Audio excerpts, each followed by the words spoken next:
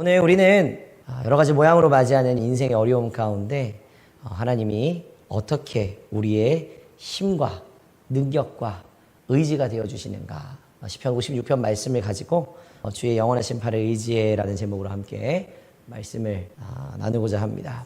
시편 56편은 다윗이 굉장히 어려움을 겪고 있을 때 두려움 가운데에서 하나님을 의지하면서 올려드린 기도의 내용입니다. 이 다윗의 경험을 통해서 우리가 어떻게 하나님의 또 주님의 영원하신 팔을 의지할 수 있는지 함께 생각을 해보려고 합니다. 지난 한 주를 살아가면서 여러분 다양한 어려움을 겪으셨을 겁니다.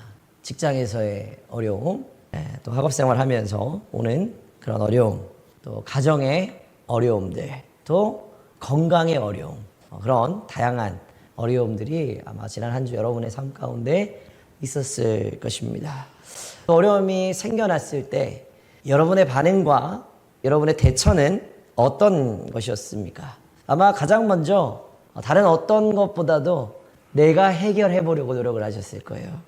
내가 할 수 있는 방법을 찾고 다가온 어려움과 문제를 해결해 보려고 노력을 아마 하셨을 겁니다. 어떤 부분은 해결이 된 것도 있을 것이고 또 어떤 부분은 해결되지 않은 부분도 분명히 있을 거예요. 날이 갈수록 우리의 어려움은 점점 사라지는 게 아니라 점점 더 어려운 일들이 우리의 인생 가운데는 계속해서 찾아오게 될 겁니다. 그러나 오늘 성경에서는 해결되지 않는 어려움에 대해서 해결할 방법을 알려주는데 그것은 하나님의 방법을 신뢰하라라는 것입니다. 하나님의 방법을 신뢰하는 것이 내가 포기할 만한 어려움들을 해결할 수 있는 가장 좋은 대안이 된다는 것이죠. 다윗을 먼저 좀 살펴보기를 원합니다. 다윗은 어떤 사람이었습니까? 다윗은 강한 사람이었어요. 소년 시절에 어떤 일을 했습니까? 양을 치는 목동이었습니다. 굉장히 두려움이 없는 사람이었어요. 사자가 찾아오고 곰이 자기가 치고 있는 양들을 해치러 올 때 사자와 곰과 맹수들을 다 물리쳤습니다. 골리앗이라는 장수가 이스라엘 군대를 모욕하고 하나님의 이름을 욕되게 하는 것을 듣자 참지 못하고 제가 나가서 골리앗과 싸우겠습니다. 연약한 아이였음에도 불구하고 그 거대한 장수 골리앗을 물맷돌 한 방으로 그냥 쓰러뜨리는 그런 사람이 바로 다윗이었습니다. 그 다른 어떤 단어보다도 다윗을 표현할 때 다윗은 용감한 사람이었다라는 이야기를 할 수 있을 것 같아요.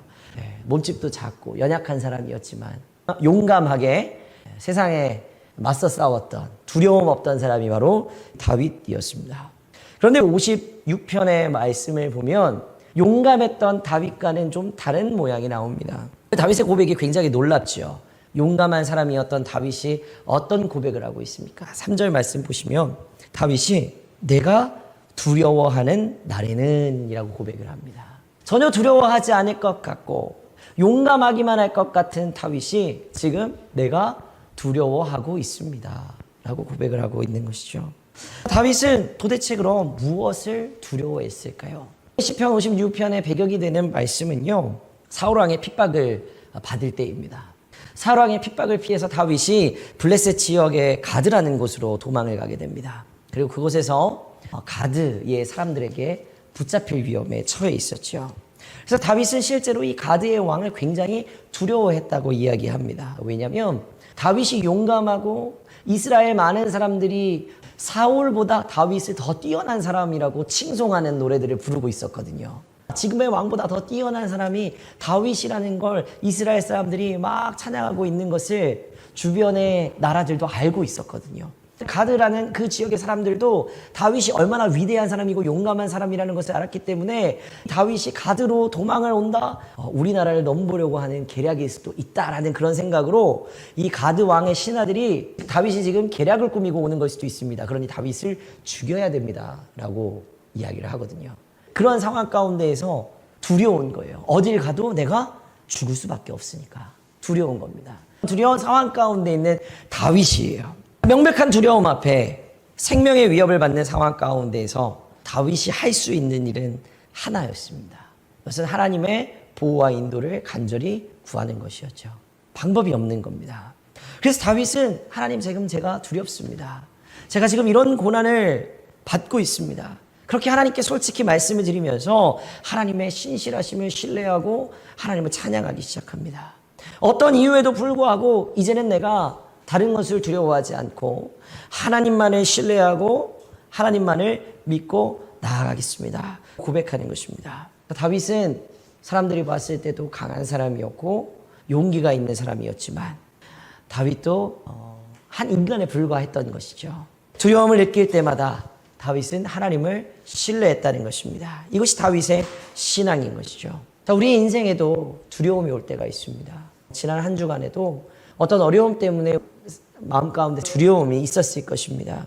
그런데 그럴 때마다 우리는 누구를 의지해야 될까요? 바로 하나님입니다.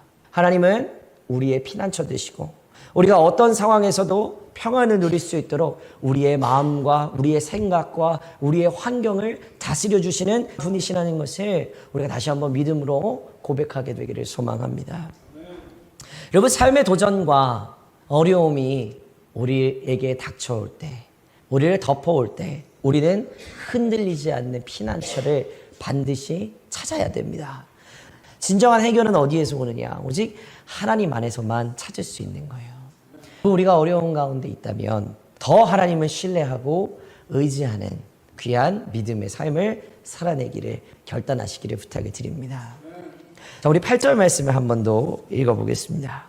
나의 유리함을 주께서 계수하셨사오니 나의 눈물을 주의 병에 담으소서. 이것이 주의 책에 기록되지 아니하였나이다. 나의 눈물을 주의 병에 담으소서. 이것은 다윗이 고백하는 하나님의 성품이에요. 눈물로 기도하는 하나님의 백성들의 눈물 방울, 그 한 방울 한 방울을 잊지 아니하신다는 것입니다. 하나님의 마음 가운데 그 한 방울 한 방울 다 담아두시고 하나님의 때에 위로해 주시는 분이시다라는 하나님의 성품을 지금 다윗은 고백하고 있는 거예요. 여러분, 눈물로 기도하고 있으시면요, 그 눈물의 기도를 하나님은 그냥 땅에 떨어뜨리지 않으시고 한 방울 한 방울 그 병에 담아두신다는 거예요. 하나님은 우리의 고통과 눈물을 절대 외면하지 않으신다는 거죠. 우리의 모든 고난과 아픔을 하나님 외면하지 않으시고 언제나 우리의 곁에 계신다는 것입니다. 하나님 반드시 슬픔과 어려움을 하나님의 그 부드럽고 인자한 손길로 위로해 주시고 우리의 눈물을 닦아주실 거예요.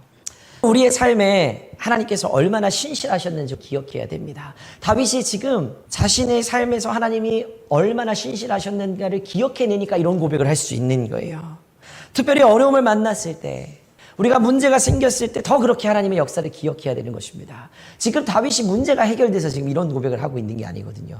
여전히 어려운 가운데 있지만 하나님이 자신의 삶 가운데 행하셨던 일들을 고백해 보니까 하나님이 내가 눈물로 기도했던 것들을 잊지 않으시고 나에게 이런 일들을 행하셨구나. 지금도 내가 어려움을 겪고 있지만 하나님은 나의 눈물을 잊지 않으시고 또 담아두셨다가 때가 되었을 때 이 문제를 해결해 주실 거야 라고 하나님의 역사를 기억한 것입니다. 하나님의 신실함을 믿었기 때문에 지금 마음 가운데 두렵기는 하지만 하나님께서 하셨던 일들을 기억하면서 평안을 찾을 수 있었다는 것입니다. 여러분, 두려운 마음 있으십니까? 문제가 해결되지 않아서 어려운 가운데 있어서 두려움이 있으십니까? 그렇다면 하나님이 지금까지 나의 삶을 인도하여 주셨던 하나님의 신실하신 역사를 여러분 기억하시기를 부탁을 드립니다. 하나님은 하나님의 계획 안에서 우리를 인도하고 계십니다. 그 어려움 가운데에서, 두려움 가운데에서 더 신뢰함으로 나아가게 되시기를 주님의 이름으로 부탁을 드립니다. 하나님을 향한 신뢰를 고백한 다윗이 이제 어떤 고백을 합니까? 우리 11절 말씀 한번 보실까요? 내가 하나님을 의지하였은즉 두려워하지 아니하리니 사람이 내게 어찌하리까. 정말 역경이 찾아와서 하나님을 신뢰하기 어려울 때 더 하나님을 신뢰하시기를 부탁을 드립니다. 믿음으로 하나님을 신뢰할 때 두려움이 사라지기 때문입니다. 다윗은 두렵지만 그 두려움 가운데에서도 믿음의 선언을 하는 거예요. 나는 두려워하지 아니하리라. 두렵지만 나는 두려워하지 아니하리라. 그렇게 선언하는 거예요. 나는 두려워하지 않겠다. 주님의 영원하신 팔을 의지함으로 나는 두렵지만 두려워하지 않겠다라고 선언하는 겁니다. 여러분, 두려움은요, 우리를 괴롭히고 우리의 삶을 파괴하기 위해서 사단이 사용하는 도구입니다. 두려움은 생각으로 시작을 해요. 그리고 우리의 모든 것을 지배할 수 있는 감정으로 변하게 됩니다. 두려움 때문에 우리를 어리석은 행동으로 이끌거나 우리에게 나타나는 믿음의 행동들을 막으려고 한다는 것입니다. 사단이 사람들의 삶을 공격하는 흔한 방법이 바로 두려움인 것입니다.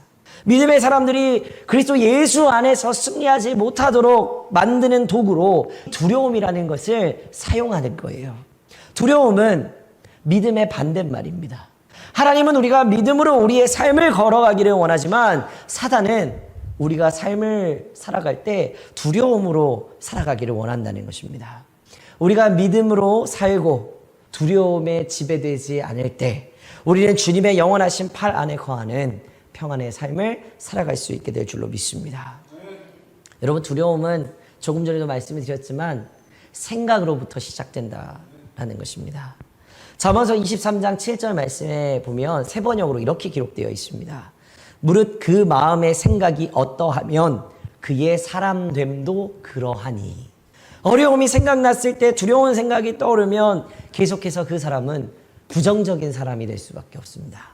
그러나 어려움 가운데에서도 믿음으로 나아가면, 두려움을 믿음으로 이겨내면 그 사람은 긍정적인 사람으로 바뀌게 되는 것입니다. 여러분, 가장 하나님을 신뢰하고 의지하기 어려울 때가 언제일까요? 여러분, 오랫동안 신앙생활 하셨는데 언제 하나님을 의지하기가 어려우셨습니까? 역설적이게도요, 우리의 모든 것이 내 생각대로 잘 될 때, 나의 인생이 형통할 때 하나님 신뢰하고 의지하기가 어렵습니다. 나의 삶 가운데 어려움이 있을 때 붙잡을 게 하나님밖에 없어서 하나님 더 의지하고 하나님 더 신뢰합니다.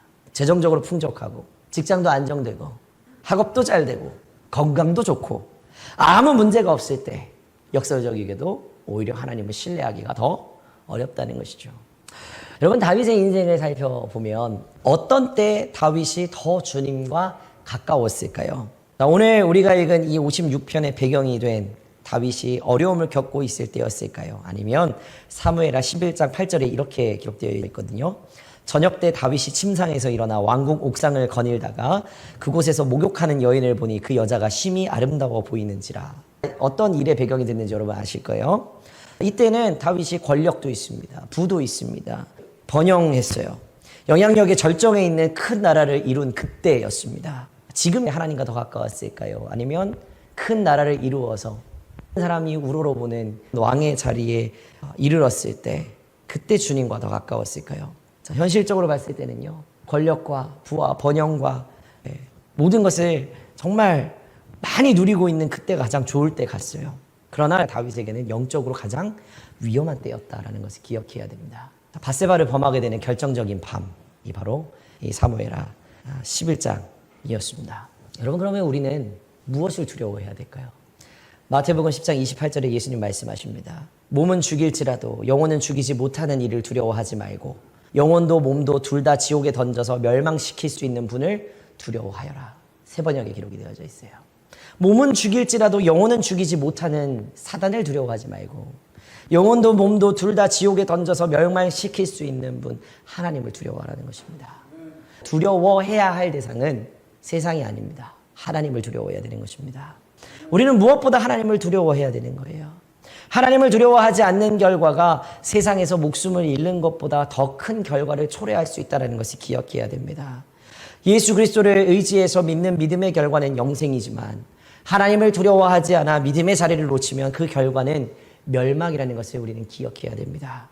여러분, 요한복음 3장 16절 너무나 잘 알고 있죠. 하나님이 세상을 이처럼 사랑하사 독생자를 주셨으니 이는 그를 믿는 자마다 멸망치 않고 영생을 얻게 하려 하심이라. 우리는 영생을 얻게 하려 하심이라는 마지막 구절에 너무 많은 의미를 담고 있습니다. 믿으면 영생 얻는다라는 것만 기억하시잖아요. 그런데 중요한 것은 뭐냐면 믿는 자마다라고 있습니다. 반대는 우리 생각 안 하잖아요. 믿지 않으면 멸망인 거예요. 믿지 않으면 멸망인 겁니다. 믿는 자마다 멸망치 않고 믿는 자는 영생을 얻지만, 그럼 반대로 믿지 않으면 멸망한다는 이야기입니다. 영생이 없다는 이야기죠. 여러분, 믿고 계십니까? 세상을 두려워하지 말고 여러분, 하나님 두려워하시기 바랍니다. 우리 가운데 영원한 생명을 주실 수 있는 분은 오직 하나님 한 분입니다. 우리를 멸망에서 영생으로 옮기실 수 있는 유일한 분은 오직 하나님 한 분인 거예요. 여러분, 오늘 하나님보다 더 두려워하는 것이 무엇입니까? 하나님보다 더 두려워하는 것이 있다면 오늘 이 시간 여러분의 마음을 다 내려놓고 회개하시기를 부탁을 드립니다. 우리가 두려워하지 않고 온전히 주님의 영원하신 팔을 의지하며 신뢰하는 삶을 살아갈 수 있는 방법은 하나님이 우리를 이처럼 사랑하사 이 땅 가운데 보내주신 독생자 예수 그리스도를 나의 구주로 믿는 것입니다. 예수님께서는 우리가 지치고 무거운 짐을 지고 있는 것을 이미 아십니다. 주님은 우리의 많은 어려움과 걱정을 알고 계세요.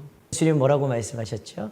수고하고 무거운 짐진 자들아 다 내게로 오라. 내가 너희를 쉬게 하리라. 주님은 다 알고 계신다는 거예요. 이미 주님은 우리의 많은 어려움과 걱정을 알고 계세요. 우리가 무엇을 두려워하는지도 다 알고 계십니다. 주님은 우리의 영을 일으키고 힘을 주시고 우리가 상상할 수 있는 모든 것 이상으로 영광스러운 날을 맞이할 수 있도록 지혜를 주시는 놀라운 능력을 주시는 주님이 바로 예수님이시다라는 것을 여러분 고백하시기를 부탁을 드립니다. 다윗이 어려운 가운데에서도 하나님을 의지하고자 고백한 모습을 살펴봤습니다. 우리도 다윗처럼 하나님의 영원하신 팔, 주님의 영원하신 팔을 의지하게 되기를 소망합니다. 하나님께서 언제나 우리를 도우시고 지켜주실 것입니다. 하나님께서는 우리의 영원한 피난처 되시고 우리의 모든 고난과 어려움을 아시고 우리와 늘 항상 동행하여 주실 것입니다. 어떠한 상황 가운데 있을지라도 주님의 영원하신 팔을 의지하며 살아가는 우리 모두가 되시기를 부탁을 드립니다. 여러분 이것을 꼭 기억하시길 바라요. 어려움이 찾아왔을 때 우리가 선택해야 할 선택지는 딱 두 가지다. 두려움이냐 믿음이냐. 어떤 순간에도 믿음을 선택해서 영생의 결과를 얻어내는 저와 여러분 모두가 되시기를 주님의 이름으로 간절히 축원합니다. 기도하겠습니다.